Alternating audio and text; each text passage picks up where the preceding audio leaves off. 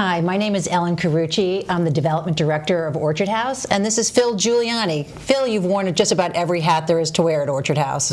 Thank you, Ellen.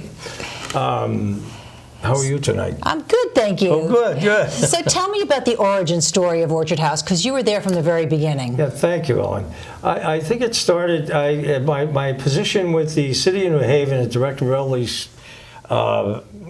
Research for Elderly Service for the City of New Haven had ended probably in 1980.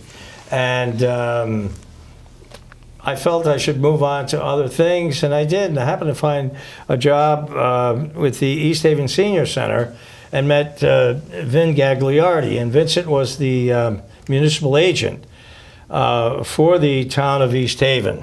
Okay. And we worked on a whole bunch of projects. And as we went along, he did ask me, he told me about a new project that was about to start along the shoreline, and that was the adult daycare center. And at that time, I had known a little bit about adult daycare because the City of New Haven wanted an adult daycare center over near Southern Connecticut. So back then, Phil, were there any adult daycare centers? I mean, what were the options for Alzheimer's or people with dementia back then? Shall I go all the way back to when I had a course like in abnormal psych in the 60s? Okay. Sure. And it was so interesting to me because of what you just said. I was just talking to our support group today about some of my own history with regard to dementia and stuff like that. Back then, it was called senile psychosis. And a lot of people were put in the back wards of state hospitals and stuff like that. And as we've gotten along, more sophisticated in our analysis and the different types of dementia. There's now probably about 9 different types: frontal lobe, Lewy body, Parkinsonian dementia, et cetera, et cetera. Things are more sophisticated, and it's really helping the families more. And so the question is, how did I get involved? Right. So back in 1980, they saw a need for a new model of care. An adult daycare center. That's correct. And coming out of the Department of Health and Human Services, the mandate was this. After I did my research for the City of New Haven, the mandate was this: that every town with about 35,000 people or more should have an adult daycare center. Okay. And so what we were aiming for was one adult daycare center to cover about 6 or 7 towns. And so Vincent asked me, Vinny had graduated, Mr. Gagliardi had graduated from Yale, was a buyer from Macy's, now retired, and here he was as the municipal agent. There's about 169 towns in the state of Connecticut, and you don't have exactly 169 municipal agents, but that person is there to collect information about elderly people within that specific community. Okay. And what Vincent asked me, he said, I'd like you to be on the board. And there were 2 of us from each town. So say, for instance, there were 7 towns represented, 14 of us for the new board. Okay. And spearheaded by a friend of mine that I had gone to Notre Dame High School with, Don Franco. I had to get that out because I'm telling you, I have to say this, the aging process, as you can see it, is no longer academic for me. I am there. If you can't read it, it says "Stop Ageism Now" on Phil's button. And this we get from the Area Agency on Aging. They're all gone, by the way. So I tried to get some more to hand them out to everybody. But in any event, where were we?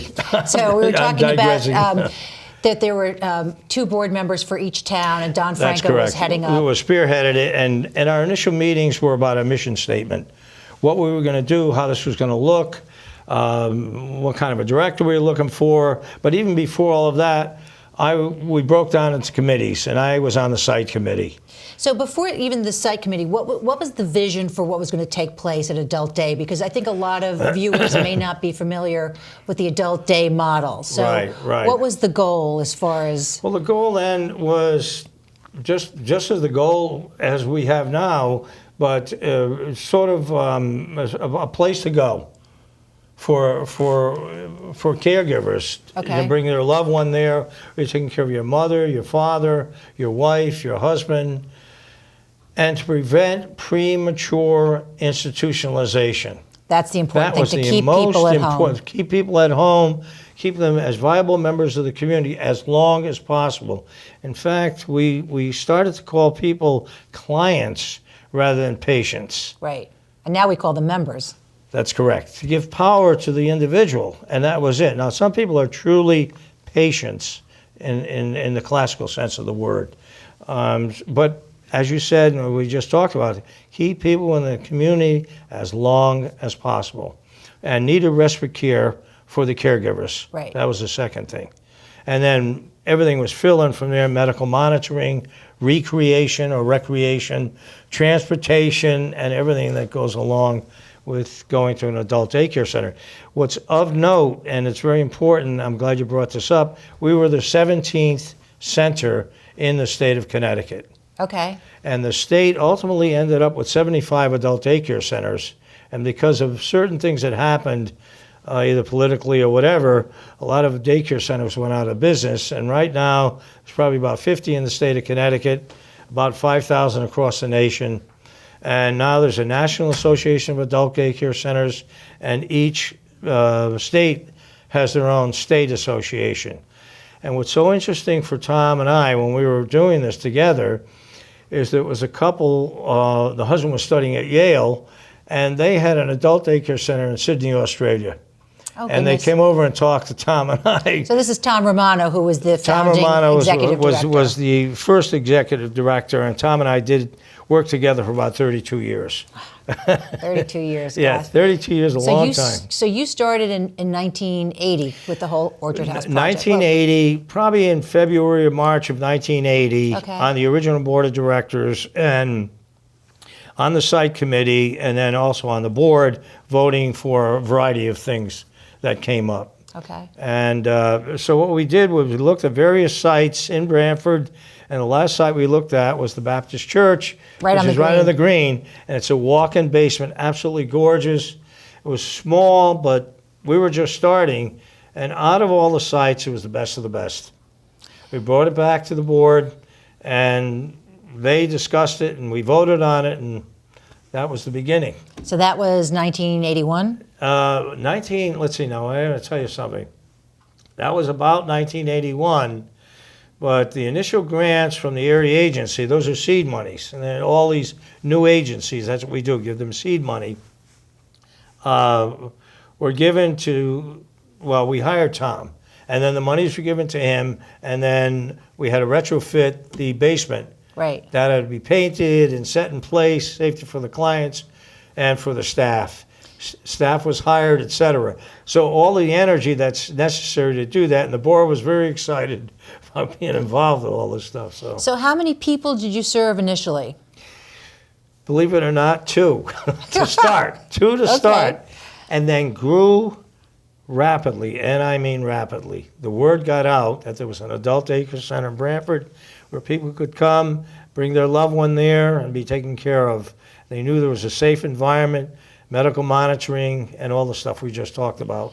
So tell me about the move to where Orchard House is now, where we currently are. Okay, so that again was a process. We're talking process. I got to. Can we get some water? I forgot to bring my Oh. water thing, but that's okay. That's okay. So all of this is process. What happened was within 2 years, we grew from 2 clients to about 15 to 20, 25. We were bursting at the seams. And at that time, we approached the board and talked about, we've got to get a larger place. We were so fortunate that because of decrease in enrollment in Branford, they had closed the Short Beach School, which was on Short Beach Road, where we are now, 421 Shore Drive.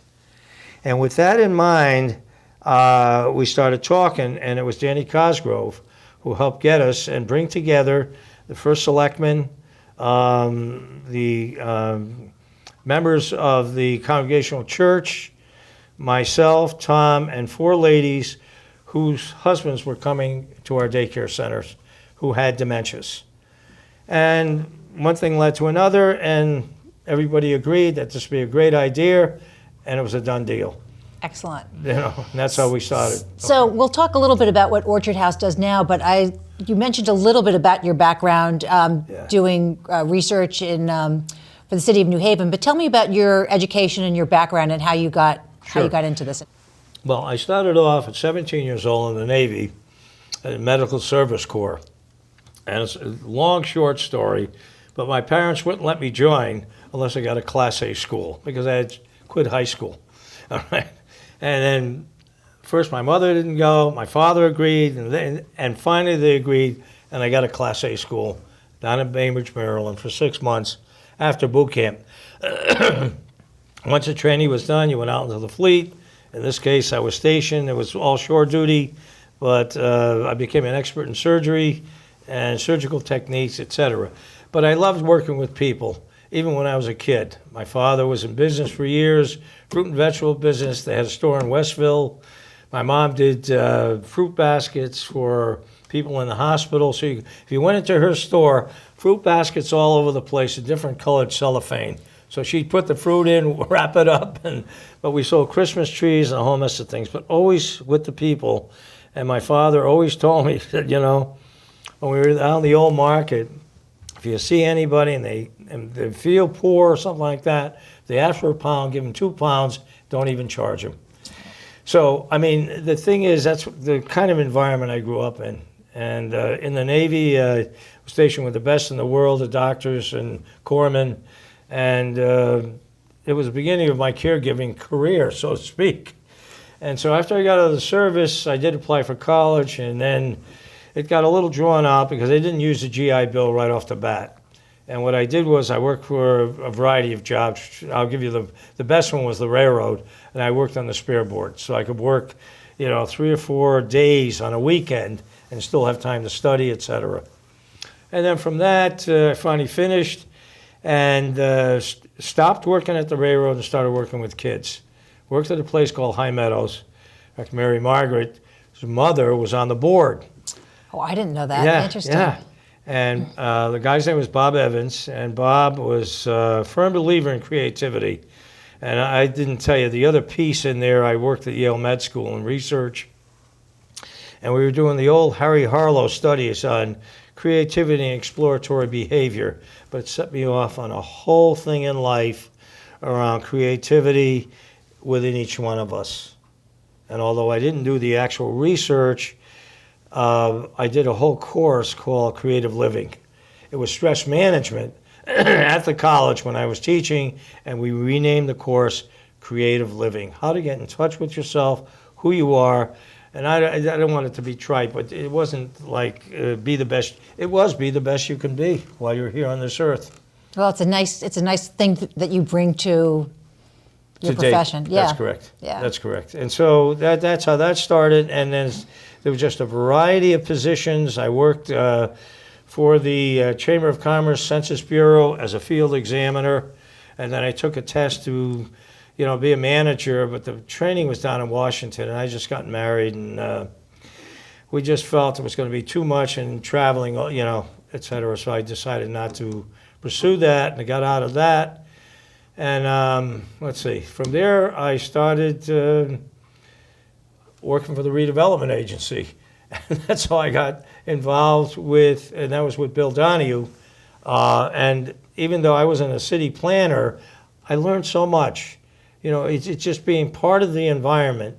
And Bill knew my background, and somebody in elderly services wanted to come over to redevelopment. And then I switched over to elderly services and then ended up with a team there.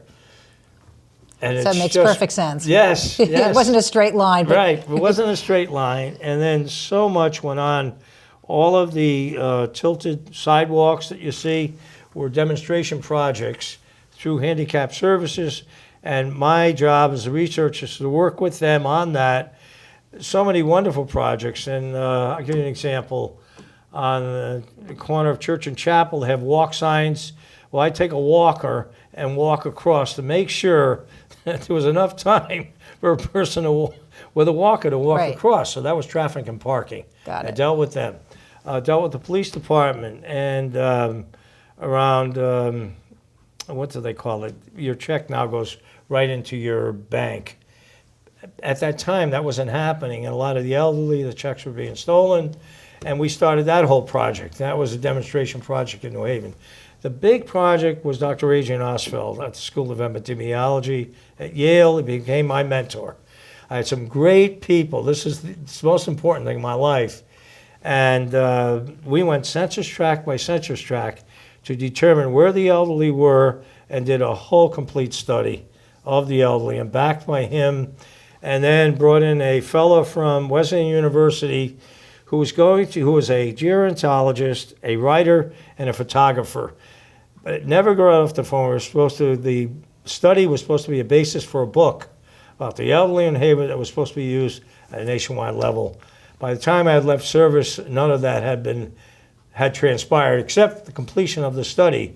And I learned so much thanks to Dr. Oswald. And then when I taught physiology of aging and psych of aging, I got to slow down there, used a lot of his monographs, because he was on the Baltimore Study of Aging, the board, and the Framingham Study of Aging. And all the things that they learned from that were put in some monographs by him, and I used some of his stuff when I taught. So that's the end of that story. So one of the things that you do now at Orchard House is transportation, which is correct. Logistics. So tell That's us right. a little bit, tell everyone a little bit about how transportation works. Well, I think we were talking earlier, when we first started at the Baptist Church, I had a little 1975 four-door Datsun.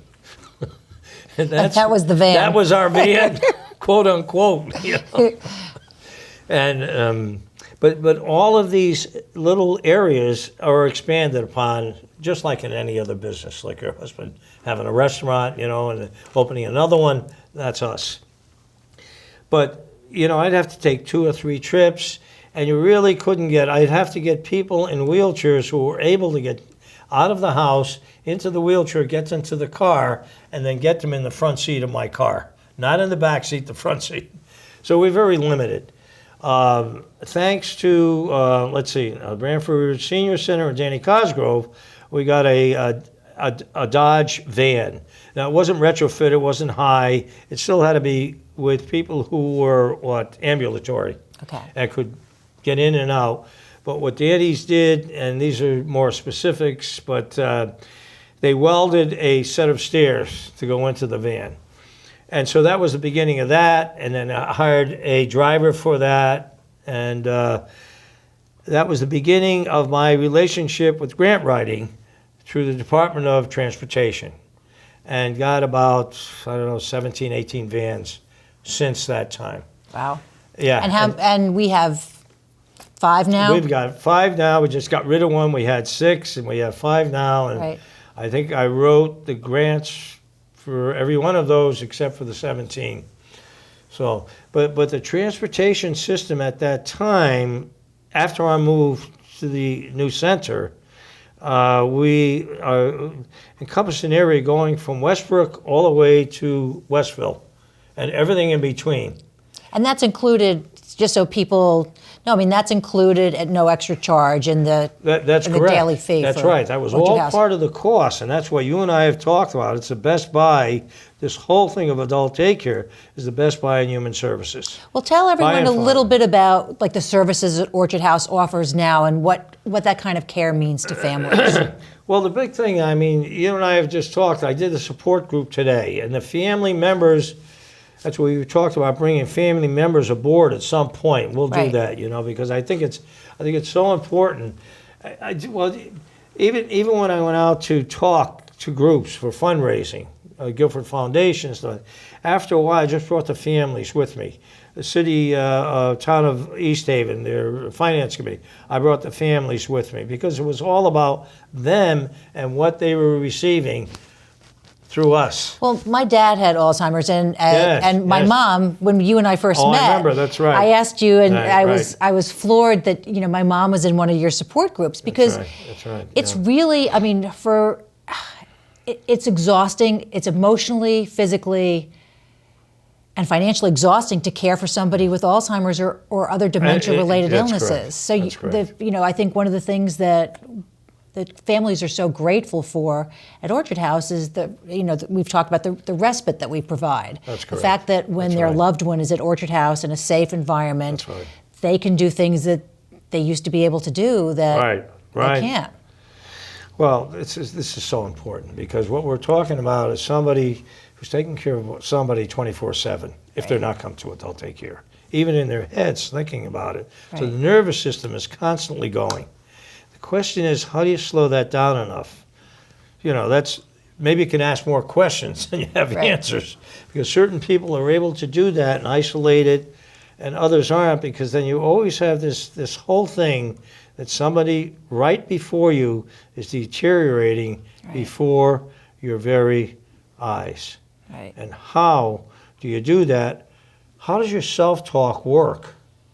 That's the question for professionals.